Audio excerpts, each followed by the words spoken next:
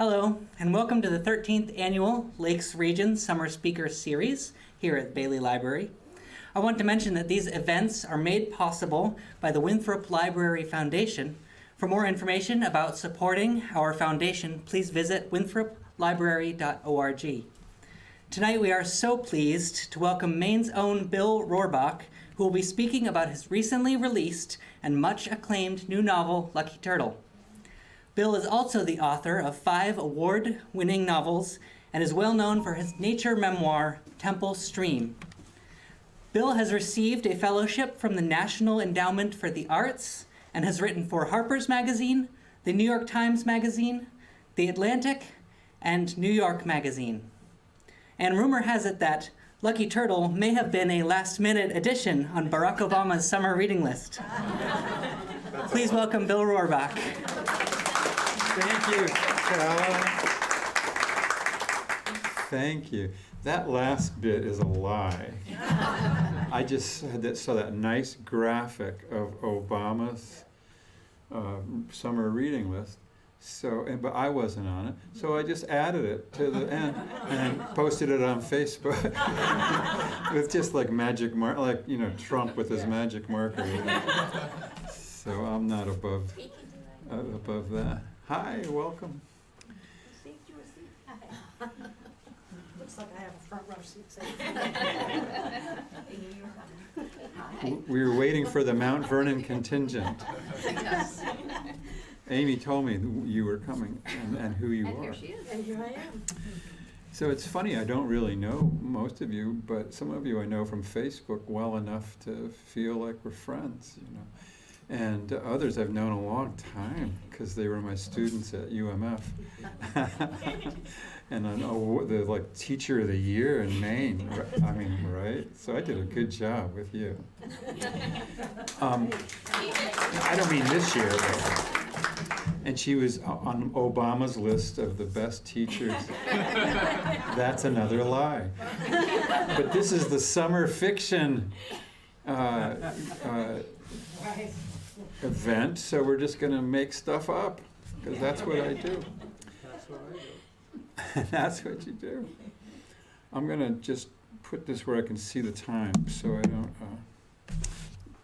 go too long.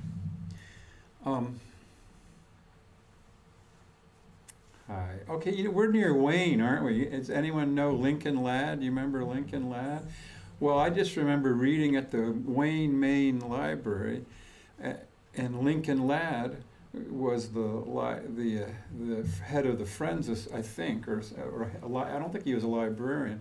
He was on the elderly side, let's say, and he introduced the evening, and he said, well, tonight we have Bill Roorbach. He writes both fiction and nonfiction. His nonfiction is wonderful. But his fiction is not so good. So I'm hoping that he reads nonfiction tonight. I was going to read fiction, so. Well, I powered through and read from I think it was probably Life Among Giants, And then I finished, and at the gathering afterwards, I was eating cookies, and a woman older than Lincoln came up to me and said, I have to apologize for Lincoln's introduction. The idea that he would say that your fiction is not as good as your your nonfiction is wonderful. It's your fiction. Your fiction is wonderful. It's your nonfiction that's no good. So that's my lake story. Hi, thanks for coming. What are you doing in Maine, for heaven's sake? I came to see you. I appreciate it. Now, this is an old college student of mine, and this is a current graduate student in our program at Newport, Rhode Island, which is the greatest program. And that's her daughter. So we're just going to introduce everyone one by one, and then the evening will be over. And I won't have to do any work because, okay. Well, a lot of people ask, I'm sort of stalling because I know people do straggle in a little bit, so.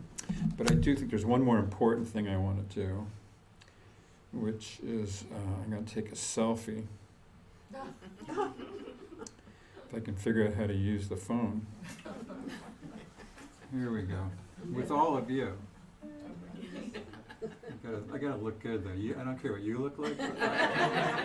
You want to borrow my wife? I gotta get Calla in there too. Calla, can you just lean forward? This is so important. Everyone lean in. Gives new meaning to that expression. All right. Oh, I keep moving it the wrong way. There's Calla. Okay. Thank you. Okay. Thank you for indulging me. I'm Bill Roorbach, as Calla told you, and I'm here tonight to talk about my new novel, Lucky Turtle, which has been out just a couple of months. It's really brand new still. And I've been quite surprised by the response. It's been fantastic, especially through independent bookstores. It's got some kind of wave got started, and it's really working. And it was a New York Times editor's pick, and People magazine made it a book of the week. And I normally I disdain People magazine, but I gotta tell you, they're pretty smart over there. So. I love your fiction. It's your nonfiction. I know. I have, so it's funnily, that's a word. Funnily, my first book was nonfiction. Then I had a novel, but then I had 3 nonfiction books in a row, and it's all been nonfiction, all fiction since then. So 5 in a row. I'm not sure why that is, but I think I'm happiest as an artist. I'm happiest when I'm inside a novel. That includes reading and writing. And I think of writing as just a really slow form of reading. So I like that feeling of you kind of wondering what's going to happen, but also that feeling that these people are alive. It's people you know, and all the more so if you're inventing them because of the very curious way that they become real in your imagination. Sometimes more real than people in your life who you might not have seen for a long time. People ask me what the germ of the book is, and of any book. I think that's an interesting question to ask a writer, a fiction writer. Where did this come from? And I think the answer would vary widely. I mean, some people are like, well, I needed some money, so I made up a detective, and then I killed someone off, and that's perfectly legit. In my case, it was a little different than that because I didn't really know where it came from until I slowly started to figure it out. When I was in high school, 14 going on 15, so I guess that would be sophomore year. The summer after sophomore year, I got in trouble. Not terrible trouble, but the kind of trouble you would get in 1967 or 68, whenever that was, which would be your mother would find your pot because it was hidden in the piano, and the piano tuner came and said, I found this in your piano. And she knew which kid to ask about it. There's 5 of us. But she came unerringly to me. And that, unfortunately, I got grounded, and which required that I climb out the window of my room in order to go see my friends. So I did that and then I got caught doing that. So that wasn't good. And she said, I don't know what we're going to do with you, but I can't, I've had it. I've had it up to here. I've talked till I'm blue in the face. Remember these expressions? I'm going to snatch you bald. You remember that one? Now you'd get arrested for saying that. She had great expressions. If your brother would beat you up, you'd go to her and she'd go, I feel for you, but I can't quite reach you.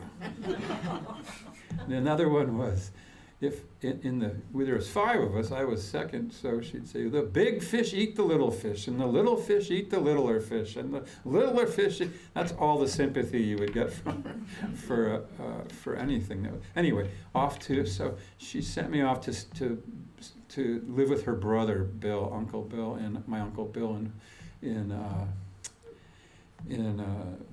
Helena, Montana. Now, Uncle Bill was a minister, so I was a little worried I was going to have a Jesus summer, but I was actually very excited to go because I knew it was going to be a beautiful landscape, and I knew it was going to be something different, and I knew that Uncle Bill was a pretty cool guy. I mean, I'd met him at this and that family reunion. And I get there, and it was gorgeous, just as I expected, and so romantic in so many ways. And Uncle Bill was a guy who, as a pastor, wasn't very interested in preaching. He was pretty good at it, but his idea of a ministry was to go to the street, to bring succor to people who needed it, and to help people who needed it. And at that time in that place, there were a lot of people in trouble. At this time in this place, there are a lot of people in trouble, and we need, people like my Uncle Bill who would go out. He'd take me with him. He'd go, where are we going? We're going to go find the people, he would say. And we'd go to under the highway bridge. There was a place where there were, men were under there. They were called hobos, and they were called derelicts, and they were called lots of things. But generally speaking, they weren't called mentally ill, and that often I think that's what the explanation is. Often enough, my uncle certainly thought so, and he knew that isolation is a pretty terrible thing for someone with an illness like that. And he knew them. He knew all these people. And he'd go under the first place he took me under this bridge. There were 4 or 5 guys under there with a fire in a barrel. And I was scared. Honestly, I was scared. And I wasn't conditioned to think of them as individuals, as people, And he goes, Bill, this is Jerry. Jerry says, fuck yeah. I was like, okay, hi. And this is so-and-so, and this is so-and-so. And I thought, that's good. Let's give him, what are we going to do? We'll give him some money and leave, or do we read the Bible and split? Just get me out of here. But no, we sat there around the fire with them for hours talking about their lives, with my uncle leading the discussion of people who had trouble, not being angry. It was a revelation. Oh my God, these are people, And just like they're people who got in trouble, but unlike me, they didn't have.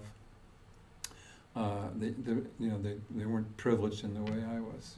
That's not a word I would have used then, but I'll certainly use it now. Anyway, that was exciting. And then at a certain point, my uncle sort of assigned me to a guy. He goes, I got this guy's your age. His mother died recently of a drug overdose. I was like, what? I'd heard of that, of course, but someone he knew? Someone who died of a drug? Whoa. And what about his dad? Oh, there's no dad, There was never a dad, And that, okay, now I'm scared again. So he goes, I think you'd be a really good influence on this kid. He's always in trouble, but I think you would be a really good influence on him. So he takes me to the town park there under the library and says, well, there he is, right? Oh my gosh, here he is. Bill, I want you to meet, and he says this kid's real name, which he told me, the kid said, I never use that name. My name is Kills the Sky. That's my name. And he styled himself Crow. He had long black hair. He was dark-skinned. He was beautiful. He was tall, but super narrow, a very narrow person. He didn't seem very powerful. But he wasn't a guy like if I got in trouble, and back, I don't know if anyone remembers it, but at that time, people, I think there was, like in high school, people had fist fights all the time. I guess they still do, but and on the street there'd be fights, but I think there's too many weapons now, so people are a little more cautious but even despite that, I would run away from a fight. Or I had two strategies. One was run away, the other was be funny, So I could funny my way out of most situations, and if not, I would run off. But Kills wasn't funny particularly, and he was not going to run away from anything. He,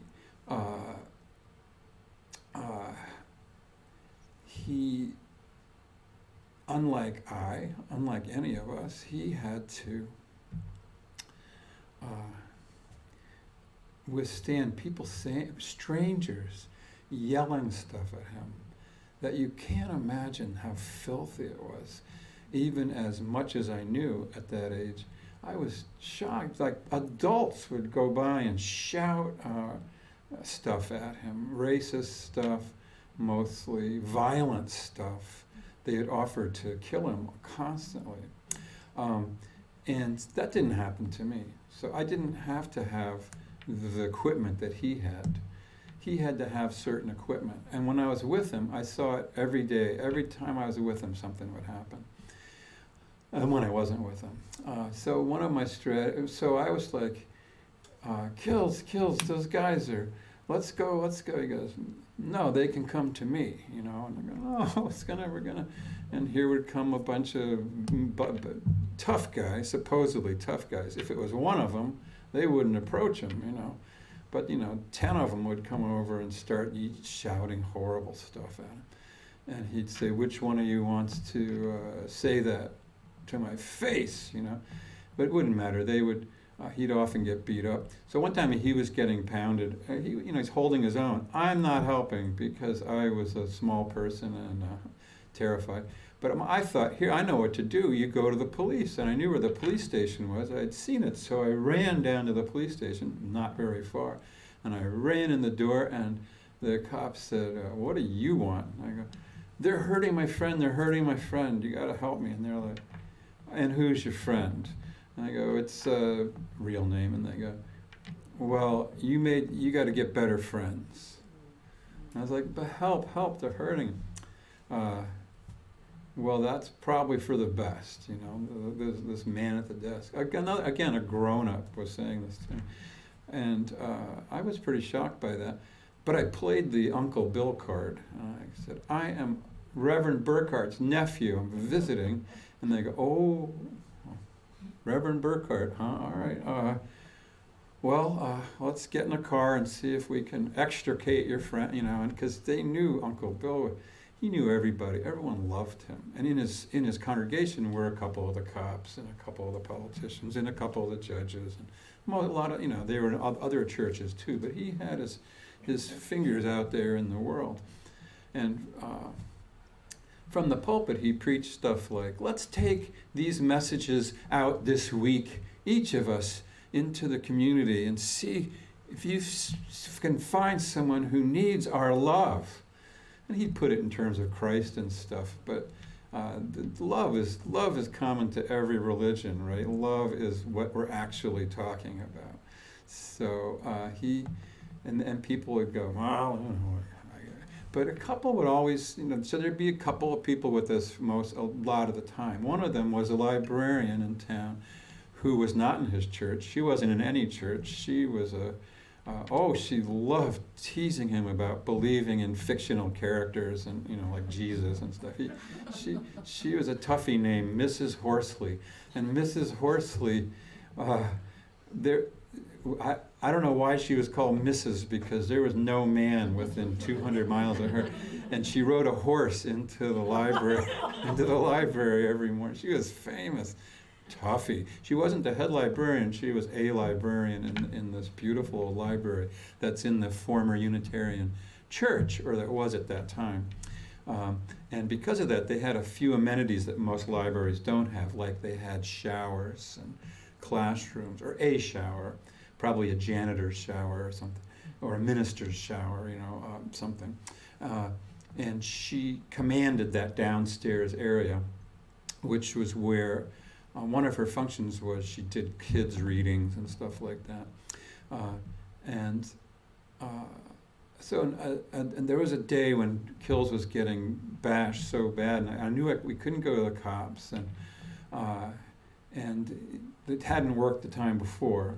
I didn't finish that story, but it was a bad ending, with Kills. If he got beat up, he got arrested. If he beat someone up, he got arrested. And he was always in trouble. They took him to the hospital. They'd arrest him at the hospital, and no matter what the story really was. And it's not like he was perfectly innocent, because he did cause a lot of mayhem. That was my job, to be a good influence. And he was so charismatic. He was an influence on me. I had no influence on him of any kind. Any horrible thing he dreamed up, I go, okay, sure, But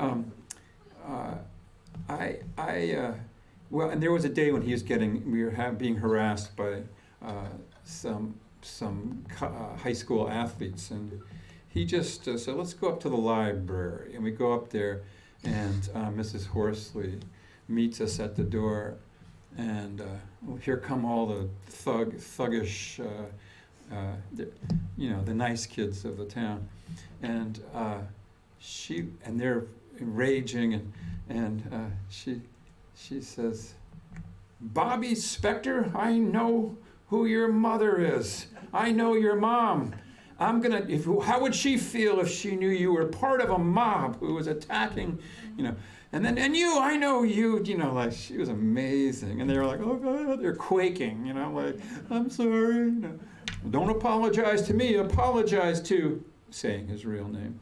And they're like, can't do that, of course. But one time I went in there, and I was like, has anyone seen Kills? We wanted to take a hike today, and the librarian upstairs says, I think he's downstairs with Mrs. Horsley. So I go downstairs, and I go into one of the classrooms, and looking from here, and she's in there with him, sitting very close, reading a kid's book to him. He couldn't read very well. And having him, it was the sweetest thing you can possibly imagine. And to see him vulnerable like that. And he kind of snapped up. He saw me and kind of like, I was like, hi, Mrs. Horsley. I love that book. And so she saw a moment to finish. So she finished the book. I said, Bill, sit. I sat, and we finished the book together, which was a bonding moment for Kills and Bill. Did I say his name? Kills the Sky. That's what he called himself. Kills the Sky. He made it up. But that doesn't matter. He had a real name. I'm not going to say it. So one fine day, and my uncle would have people over for dinner. Tuesday nights was dinner at Reverend Bill's, this friendly kind of progressive minister. He's the Pilgrim Congregational Church, Helena, Montana. It's still there. And, the guests would be Jerry, that guy I told you about, various other derelicts, and they'd all be around a large table. He had 3 little daughters, and Jerry would be like, and my uncle or my aunt would go like, all right, the topic of discussion tonight is going to be family. Tell us about your family, Bob. And Bob would go, I kind of fucked that up. And she'd say, no, my kids are here. Watch your language. Oh, I'm sorry. And Jerry, they saved him for last. Tell us about your family. And by the way, each of these guys had a story that wasn't what I would have expected at age 14. I expected them to be something bad about them or wrong with them, but all of them, every single one of them, their story was that something had gone wrong. That's all. Something had gone wrong, and they were fighting their way out of it, you know. And again, usually attached to mental health, but not that anyone used that. But they got fired. Their wife left them. They hurt somebody. They got out of jail. Whatever it was, something happened to them. My uncle was unafraid of them and brought them home, and they adored him. So, Jerry, tell us about your family. And he goes, and he just goes into this, a little scary, you know. And he's swearing, and my uncle says, now, Jerry, I need you to just settle down a little bit. My daughter's here. She's at 5, 7, and 11, I think the daughters were, you know. And Jerry looks at them and goes, I have a daughter. And just getting that out, it was hard for him to say that, but getting that out, everything kind of softened, you know. And the other guys were so interested in that an actual conversation ensued. Normally, it was all like toddlers, where co-play, where they play next to each other, but not with each other, like a 2-year-old. You know? But at last, the conversation was general. You know, it was a beautiful thing, engineered by a very sweet, smart guy, my Uncle Bill. So, who's my mother's little brother. So. One day, Kills manages to he's just walking down the street. I wasn't there. He's just walking down the street. And my uncle had gotten him a little apartment in the basement of a business of a guy who was in his church. And he canvassed everyone. This boy is 15. He's not in school because he can't go to the Crow school because he's not Crow. And he can't go to the public school because he got kicked out permanently. For what? Well, you know what it was, is that those ropes we used to have to climb? I don't know, maybe they still do it. They're horrible if you can't do it. And they had 3 ropes and then one over here. Kills told me about this. The one over here was cut so it was really high, so you couldn't reach it. And he was about 8 when this happened. And the gym teacher said, okay, everyone line up, we're going to climb the ropes, you got to touch the ceiling, and then whoever touches the ceiling, then you get your credit for the gym club. And he goes, and Kills gets in line, goes, no, the line for you people is over there. And it's just him, and there's a rope you couldn't reach. And he said, if you can't reach it, you flunked gym, you know, so if you can't climb to the ceiling. So his reaction was obviously frustration. And he told a story, it's probably half made up, but how he leapt to the other ropes and managed to, I don't know. It was a very funny, wonderful story of triumph over the gym teacher, probably not quite true. But the upshot was he got kicked out of school permanently. And his mother had to do this and that. And finally, she died, and my uncle had him under his wing.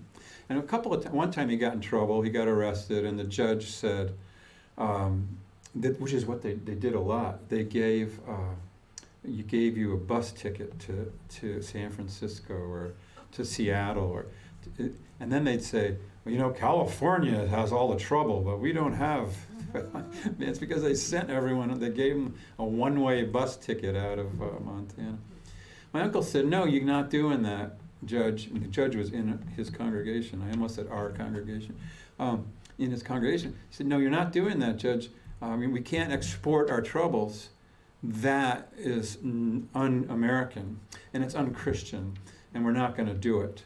And the judge was like, you're so naive. You're such an idealist. But if you take this boy under your wing, then we'll wait and see, if he can stay out of trouble. The trouble was that these guys had pulled up in their car, jumped out of their car, grown-ups with weapons, and they had beaten him severely, so badly that he had 40 stitches in his face and, blood loss. He was in the hospital for 10 days or something like that. And when he was getting better, that's when they did the court thing, and they're going to send him in that condition on a bus by himself. No parents. He had no one to go to. So, I mean, no one. He did not. He had my uncle, and he had Mrs. Horsley. And believe me, she was part of this too. Anyway, Uncle Bill said, you know what, you guys? Oh, at dinner one night, not one night, every Tuesday night, part of the conversation, Kills was often there, and was the conversation, he'd be like, you could drop me and Billy off in the wilderness. You could drop us naked, and we'd be fine. We could take care of ourselves. And we often talked between ourselves about how we'd feed ourselves, how to make. He was really good at this stuff. I was good at some of it, but we, had these delusions of grandeur that we would survive. And they'd say, in the middle of February, naked, we would be fine, And my uncle would, pose these hypotheticals. What if this happened? What if that happened? And Kills always had an answer, and they're always pretty good answers. And the derelict guys would look at my uncle and go, yeah, what about that? Because they all lived outside, despite themselves. So it was a, funny conversation. So anyway, after this, he thought it wouldn't be good for him to go right back into town, hanging out at the park and stuff. But he didn't want to stay with them or anything. And his apartment, he lost his apartment because a neighbor had seen him there and brought up, had no residential permit or something. They just wanted this kid out of there, And a group of them had banded together to ruin this one chance he had, We talk about choices, like there are good choices and bad choices.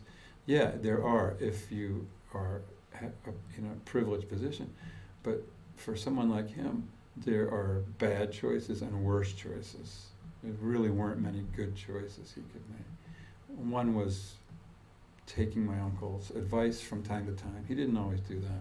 Anyway, my uncle said, I'm going to bring you guys out to the Bob Marshall Wilderness, and we're going to do like a 2-week trip. I'm going to drop you on such and such road, and you can meet me 2 weeks later on such and such road. So he brings us up there, he drops us off, he gives us each a little paper packet he just sprung this on us, by the way, because he was a little panicked, because we were sitting in the park, and he's like, something's going to happen, And so we each had 10 barbless fly hooks, numbered like really teeny ones, and little tins of fly fishing leader, no poles, but it's like fishing line, very fine fishing line, and what else did he give? Oh, those canvas canteens, and that was absolutely it. Except the clothes we were wearing, and Kills had his big knife. He always had his big knife, which was a scary-looking thing. It got him in trouble all the time too. Anyway, so my uncle drops us off. He says, "Here's a topo map. Have a look," and we look it over. Kills. I kind of understood them, so I was like, what? And he goes, here's the road you're going to, here's where we are. Kills us like, okay, landmark. It's Montana, so you can see, you can see landmarks. And also it's warm, it's summer, high summer in Montana. It's warm, it's dry, it's not going to rain. 2 weeks, I don't think it rained one drop, And there's no bugs because it's so dry and windy, So, it wasn't as hard as it sounds. I mean, I said, well, can we have the map? He goes, I don't want you to ruin my map. Folds it back up, puts it in his, see you guys later, see you 2 weeks. And this is a line that's in the book. He said, keep track of the days. First thing you'll lose is the days. And I'll meet you in 2 weeks right here. So we go out, and the first night, Kills takes his knife, and he's got a little handful of tinder, under bark of some tree he knew, and he takes a hunk of quartz. He just finds a hunk of quartz. Like, we should bring that with us. He goes, there's plenty of quartz. Puts the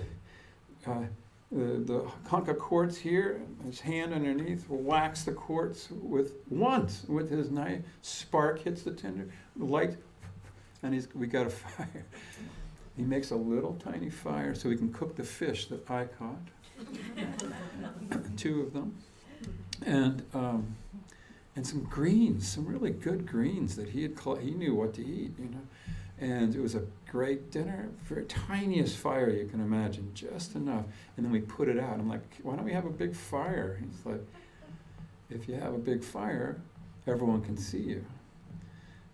We're not going to have a fire. Are you kidding me? So as it got dark very late too at that time of the year in that place. So we walked a few miles after dinner so we wouldn't be near our fire in case anyone had seen it. I was worried about bears, and he was like, "Oh, bears, fine." I was scared of the animals. He was scared of people. One of the days we saw a guy on horseback far away on a ridgeline. And I'm like, "Oh God, there's someone over there. Let's go talk to him." It's like, let's get out of here. It's just the opposite fears. We saw bear many times, but we saw at the distance usually. But this guy was down in the creek, and he said, "Oh, let's go down and see him." And I was like, "No," it was the opposite, But we did. I was terrified, but he had he wasn't careless. I mean, we just got close enough to observe and think about bears and smell them. That was really interesting to me. We get to smell the bear.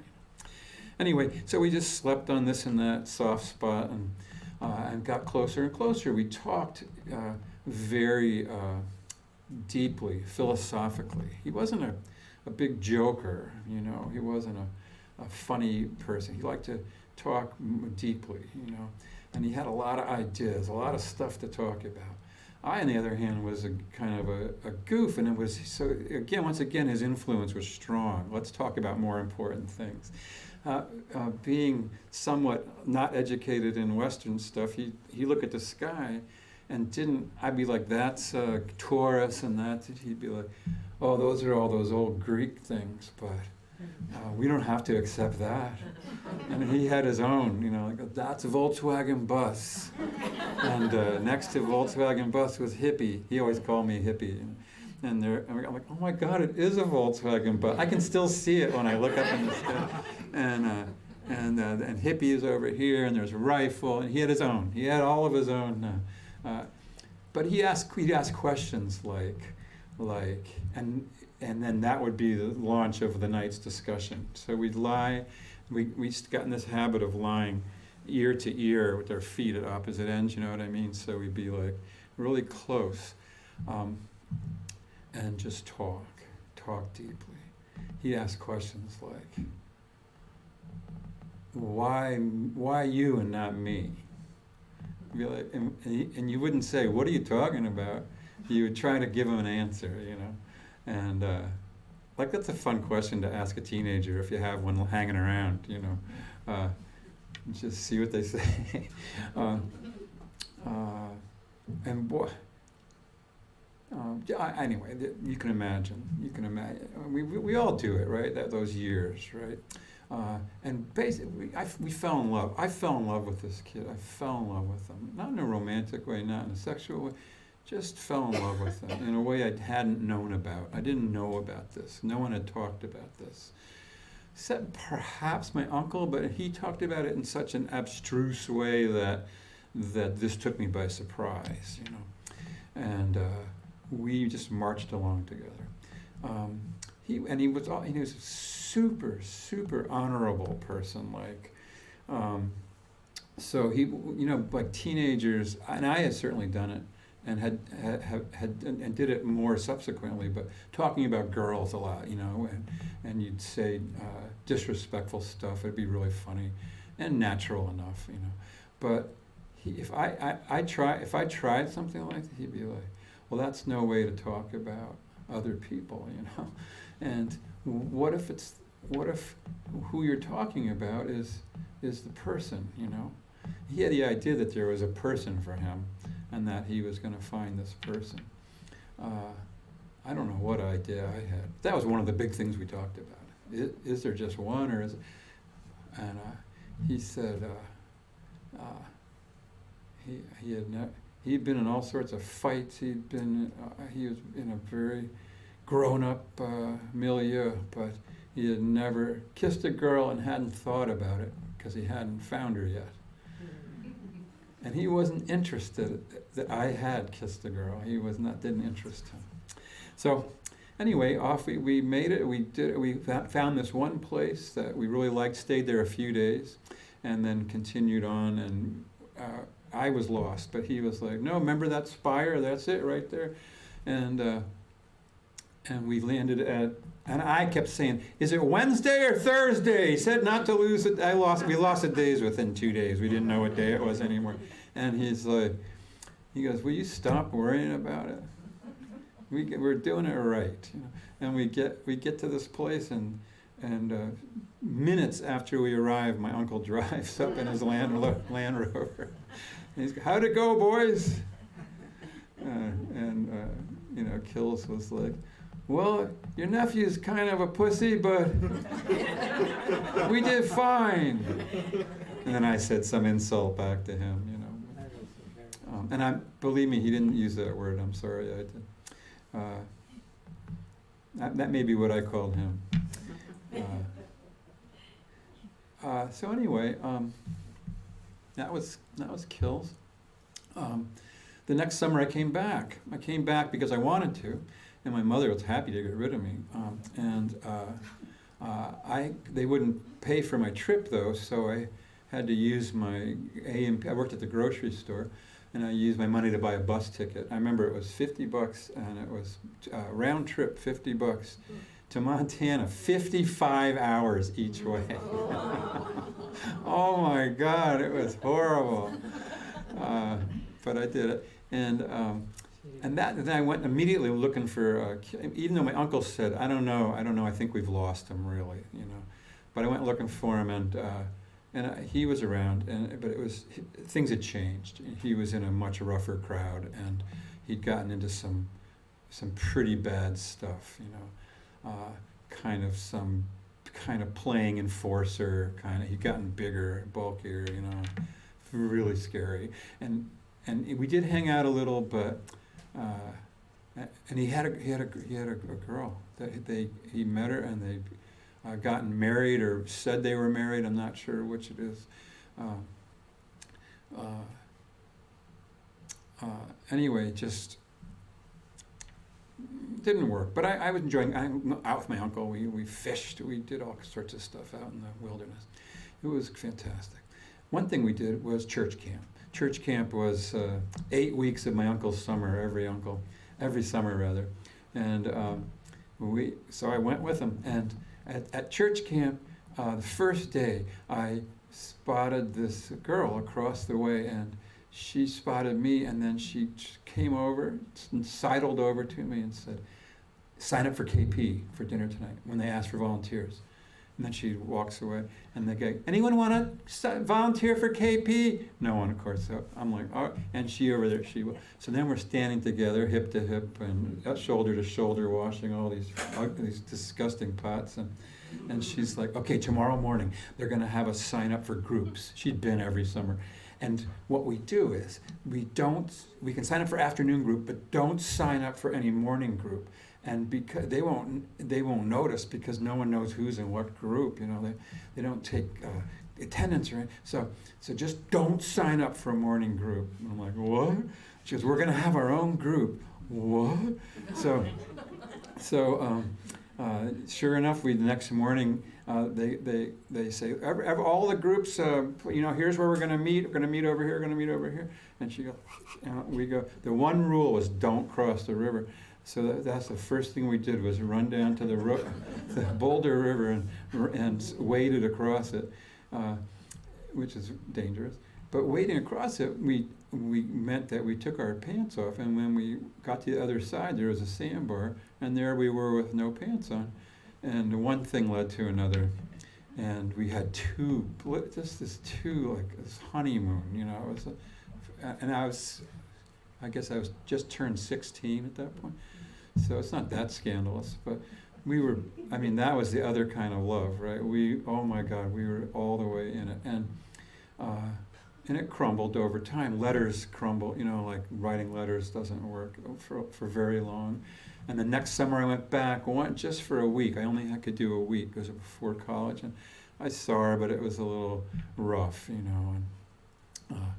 and she'd found a boyfriend and stuff. So that was tough. But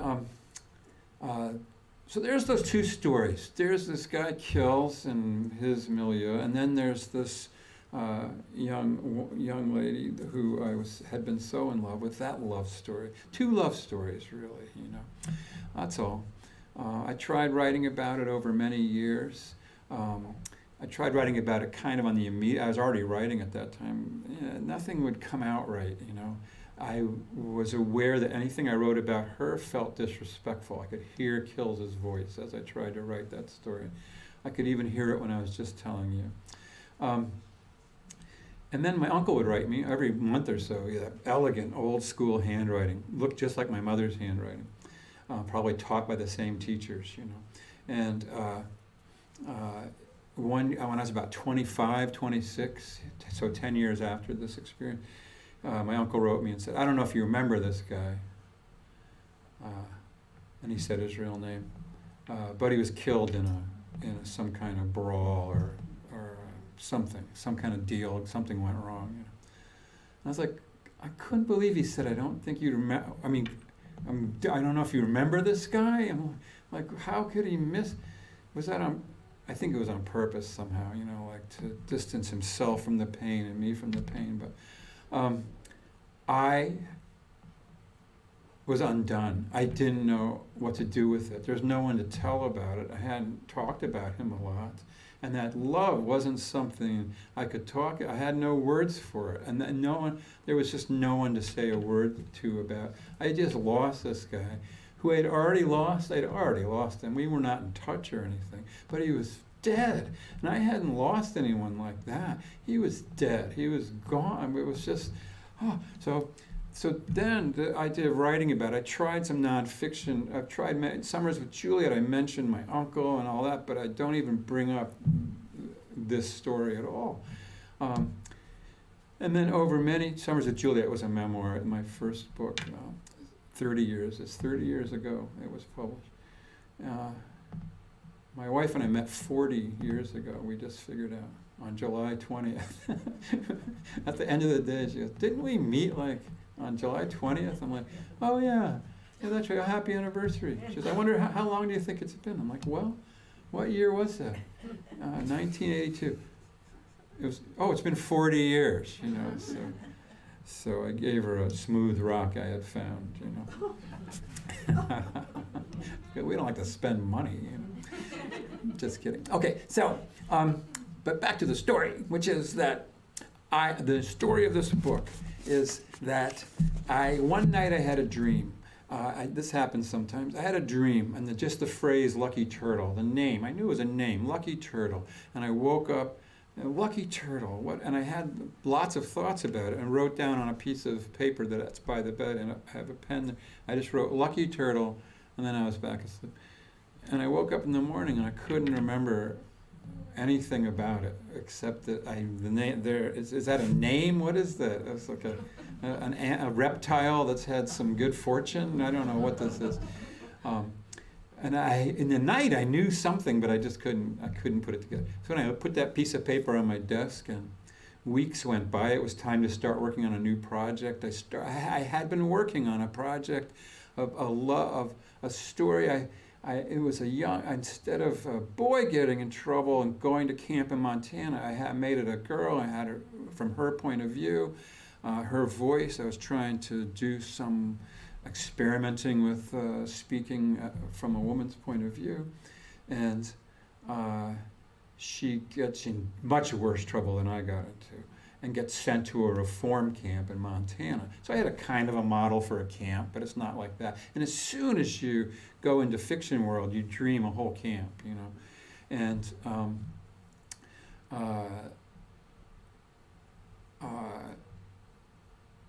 I wrote, 60, 70 pages, but kind of what happened when she gets to camp, with some bad things, some good things. And I'm like, this is going nowhere. Where is this story going? And on my desk, Lucky Turtle, Lucky Turtle. And I keep seeing that, no relation in my mind. And then one day I realized, and I think it was at night again, I realized, the guy who picked her up in the prison, in the camp bus, the camp van, the driver, who she thinks is Crow and has been attracted to, but he wasn't playing a big role in the story. My pre-conscious wasn't letting me get close to this for some reason, that you can imagine what that reason was.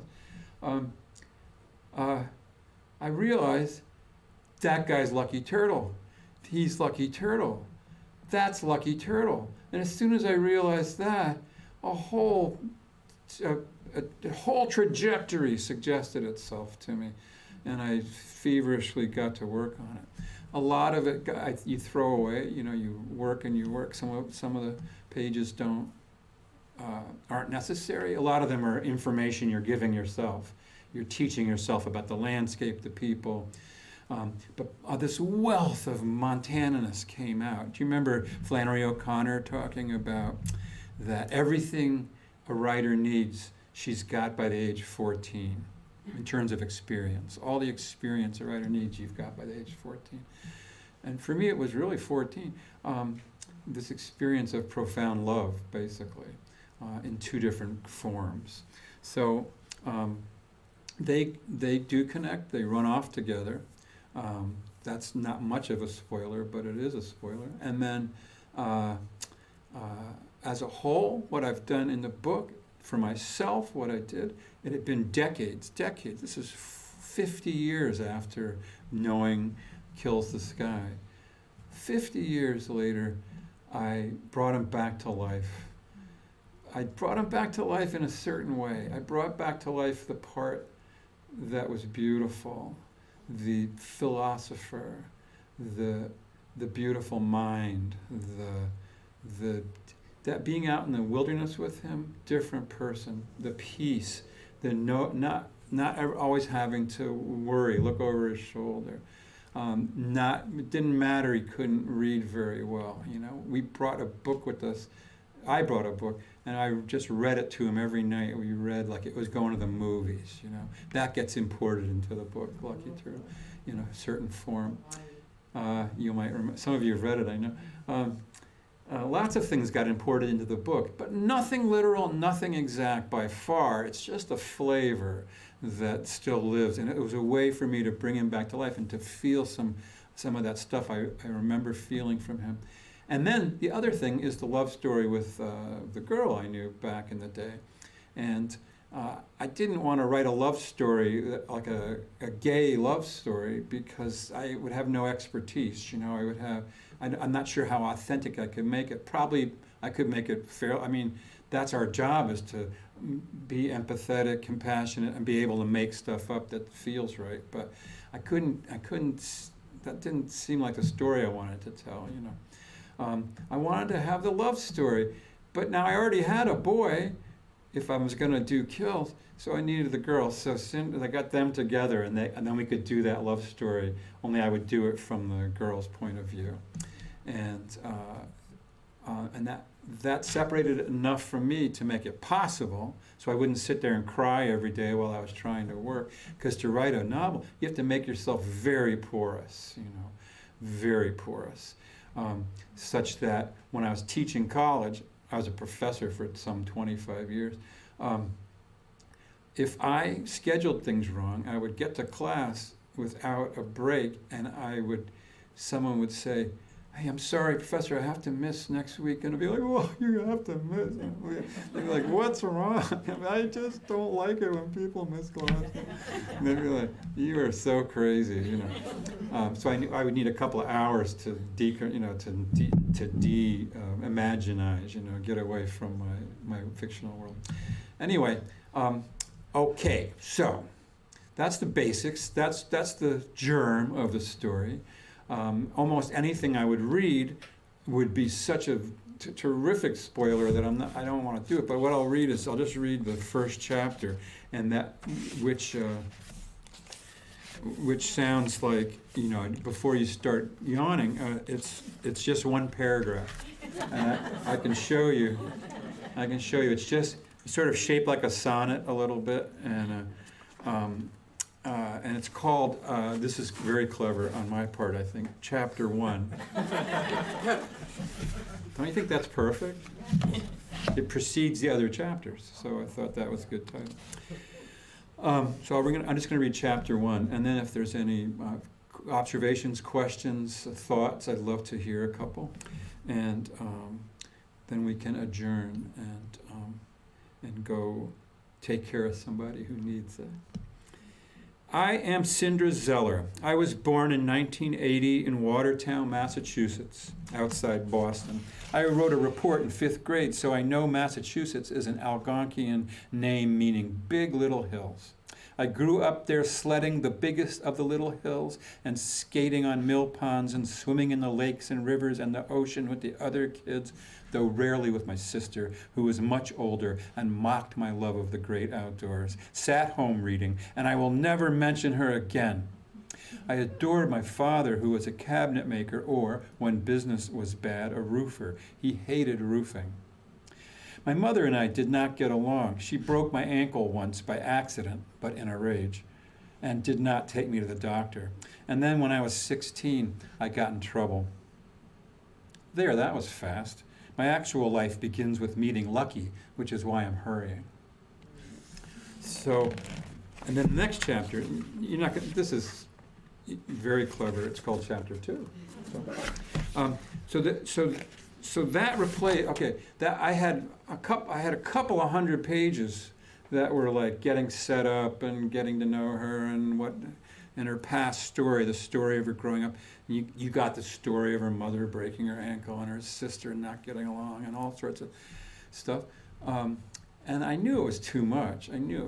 So I was cutting it. I kept cutting it. And then my editor was like, I know you've cut this a lot, but it's still too much. So let's see if we can get it down to, 75 pages instead of 200 or whatever. The book's way too long, which I knew. So I'm slaving away, working on it, just trying to make it happen.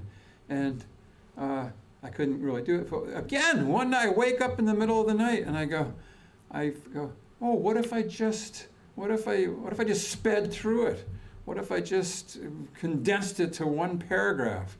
And I was kind of laughing, and I got up. This time I got up and went and sat at my desk, 3 in the morning, 4 in the morning, and I wrote it out. That paragraph is the last piece of the book I wrote. And then I threw away the 200 pages that I'd made. And it just does the job. It does the job. I'm very fond of her saying, I'll never mention my sister again, because she never mentions her again. The copy editor was like, didn't she have a sister? Shouldn't you mention the sister or something? I'm like, please refer to page 1, because she's a woman of her word. The narrator's in her 40s when she's telling you the story, and she's remembering being 16, and then the story feathers its way. The first section is all in the past. The second begins in near present, and then feathers with the past, and then the near present feathers into a present, and then the last section is really in the present, with the past being dealt with as memories and stuff. So that's the structure of the book. Thank you. Are there any questions or answers or anything? I forgot to look at the time. Oh, doing pretty well. Am I? Wait a minute. Am I doing poorly? 6:30, 7:30. Oh, that's an hour. Okay. But we don't have to rush out of here, do we? Did you realize in your life that probably kills would not live a long life? Or did you just... I was like my uncle, kind of a naive idealist, and my assumption is that he would pull it together in some way and live up to his dream. And he had a dream, which was to go to Alaska and have a trap line and be a guide, which he could have done because he was unbelievable.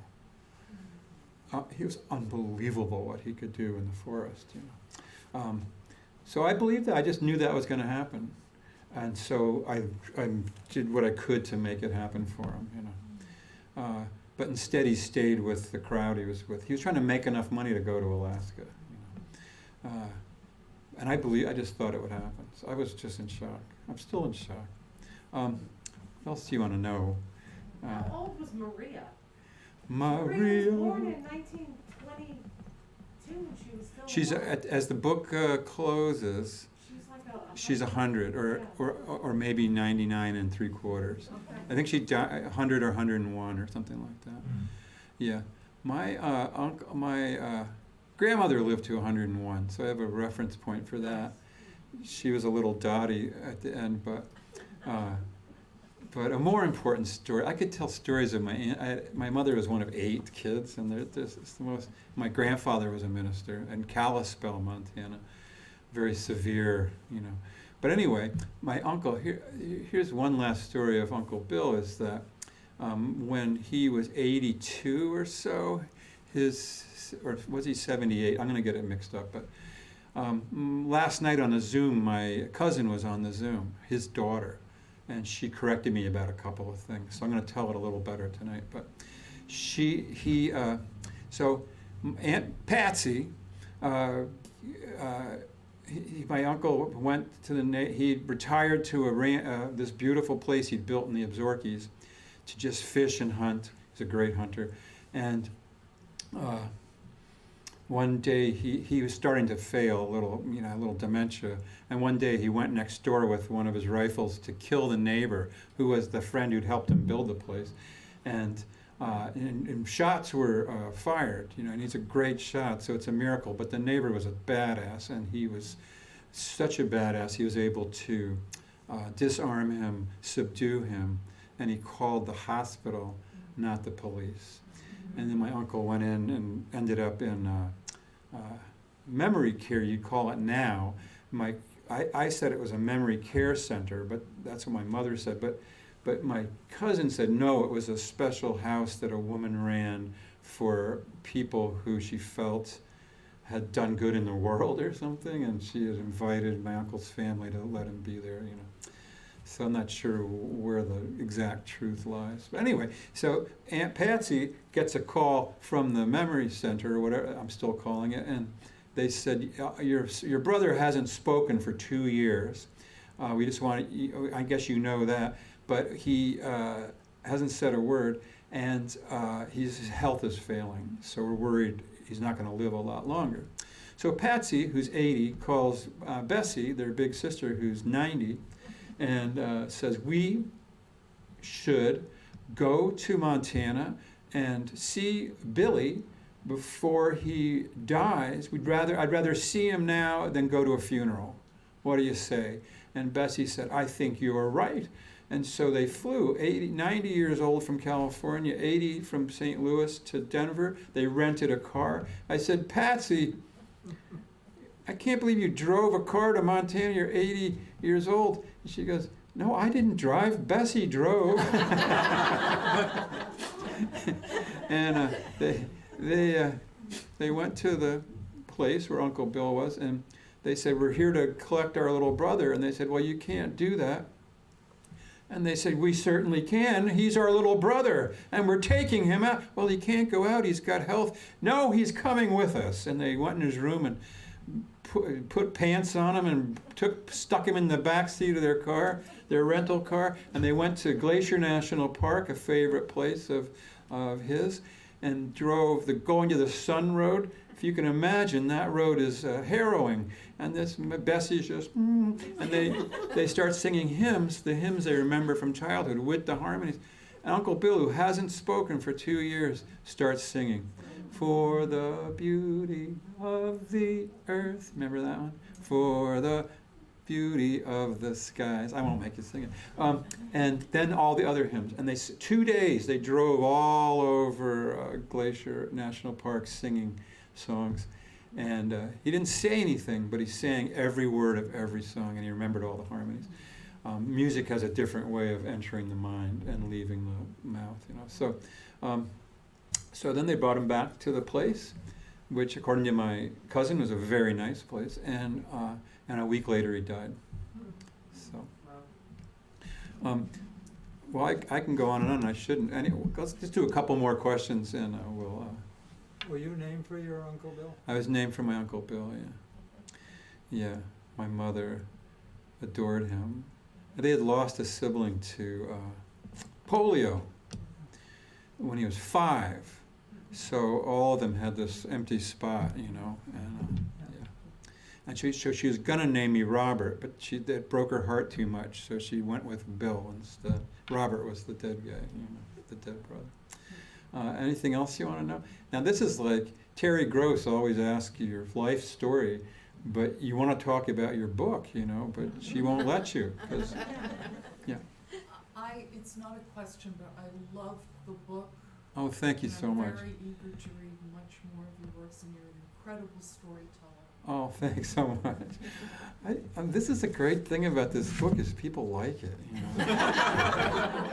I've written a lot of books, and a lot of people have liked a lot of them, but this one, like, everyone likes, which is nice. Because, you get your brother, he's like, I read your book.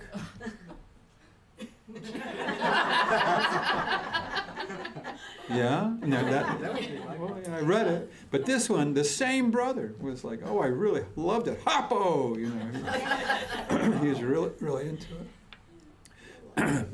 Let's get one more observation. Comment. I think I'm gonna say worry from now on. Worry. I love that. My editor was like, my editor's cutting it wherever it occurred. And I was like, and I said, no, I'm keeping, I want that. I don't know. Lots of people have been written me emails like, I liked your book very much. So I write back, Hoppo! Hoppo is a word that Lucky uses, and he got it from reading about Crazy Horse, which is where I happen to have gotten it. Mary Sando's biography of Crazy Horse. That was his war cry.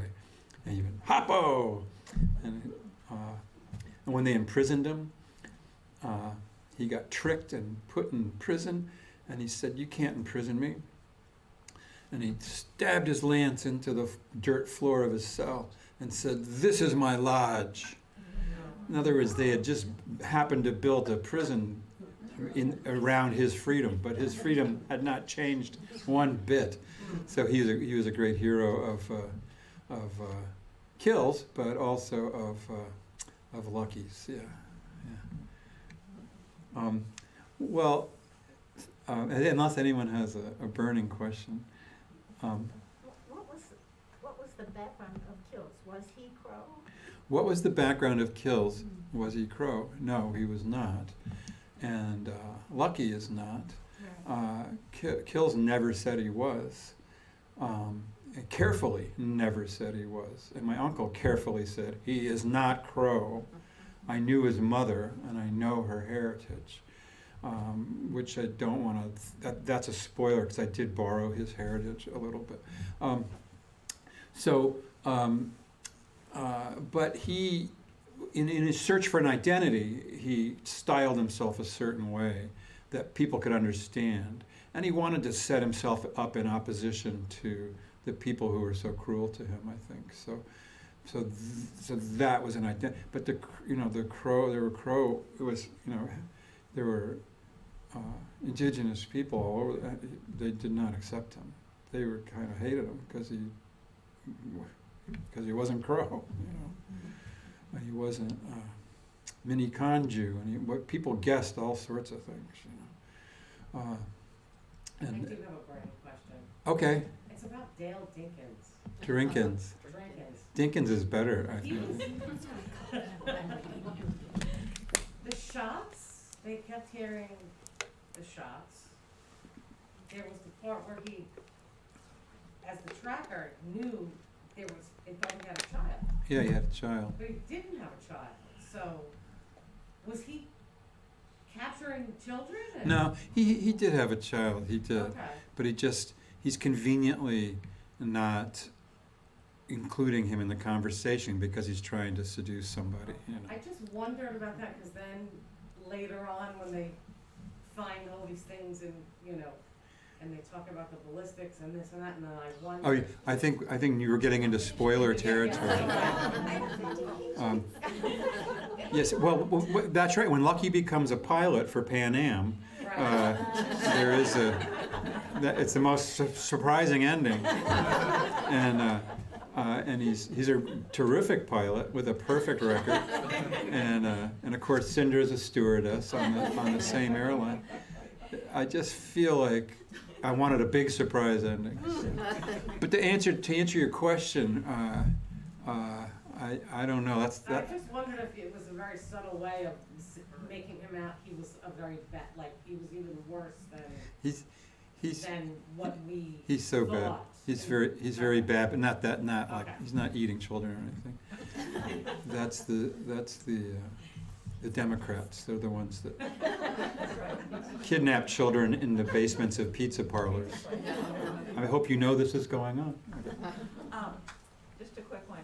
Did Kills wear his braids in the front? Well, before a fight, he'd pull them to the front. Yeah. And otherwise, he was sort of unaware. But he always wore two, and he always, he really styled himself in a certain way. But before a fight, if someone was approaching him, he'd pull him forward Really did, yeah. for power. That's what he said. It wouldn't always work, But he was a wiry dude, but he could take care of himself, and I would just split. I was a very bad friend. I just wanted to say that you did a very good job with the level of suspense that kept coming out throughout the book. At least I felt that. And I was very worried about the characters. Oh, yeah. And I thought it was very, very well done. Oh, thank you. Well, that's if you can make a reader care about the characters, then the plot will work that much better. And I loved the last part of the book. I thought it was beautifully written. The scenes of flying the 747. I mean, it's incredible. And that crisp uniform that he wears, fantastic. Thank you. A lot of that came very late. A lot of the last bit was different. I had taken a different approach. I had accented a different set of characters, and a couple of people, they didn't quite articulate it, but I saw suddenly, my editor really articulated it but didn't have a solution. And so all of that ending stuff, I made a shift to make Ricky very important. Is about all I should say, and that shift carried me to finishing it. I did that. All that happened in the last couple of months of working on it. It took a long time to make this book, because in the middle of it I got hurt. I had a neck injury that, and I had neurological damage, and I couldn't read for a year. I didn't care about the book. I couldn't remember I'd written it for like a year. One morning I woke up and went, didn't I have a book I was working on? Like that. I both knew and didn't know, you know what I mean? It was like very bizarre stuff was going on. So there was that, and then as that cleared up, I sold the book. It's a long, long story. And then COVID came in, so the publisher pushed the catalog back a year and then 2. So this book's been, wow. Yeah, they made the cover like 3 years ago or something. So but that was okay, because I wouldn't have been able to do any of these events if it had come out. Also, my attitude toward it had changed a lot in the interim. Somehow being aware of what it is to be broken like that and to have a different mind was really helpful when I went back to read it. I changed a lot of stuff after that, a lot of stuff. So it's a different book. If I had published it I was ready to publish it right before I got hurt. If I had published it, we'd be done with another book now, But I'm so glad I'm not, because this is the book that came out of that experience, and I like this book. I think it's good. Yeah. So what are you reading this summer?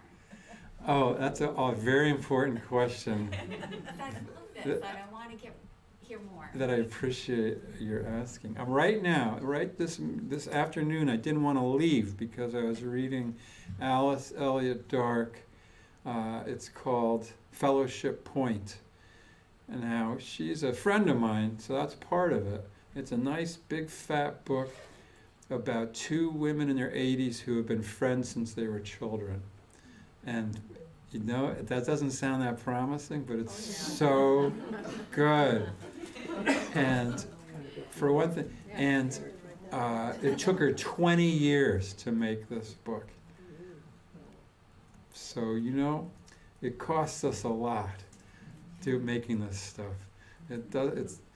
We try to make, we want you to have an easy, fun reading experience.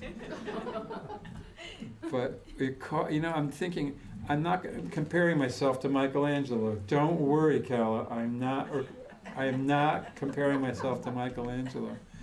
But he said, have you ever read, here's something to read, Michelangelo's journals? Oh my God, he's so articulate. It's so beautiful. But one of the things he says in his journal, someone says to him, or a lot of people say to him, I saw the Sistine Chapel ceiling. Oh my God, it's exquisite. And he said, you wouldn't think it was so beautiful if you knew what it cost me. That's a Michelangelo line. Yeah, but in the end, I'm happy it's here. You know, it's no Sistine Chapel ceiling, but it's what I can do. You know. So. Well, thank you very much. Thanks for coming out. Come and say hi.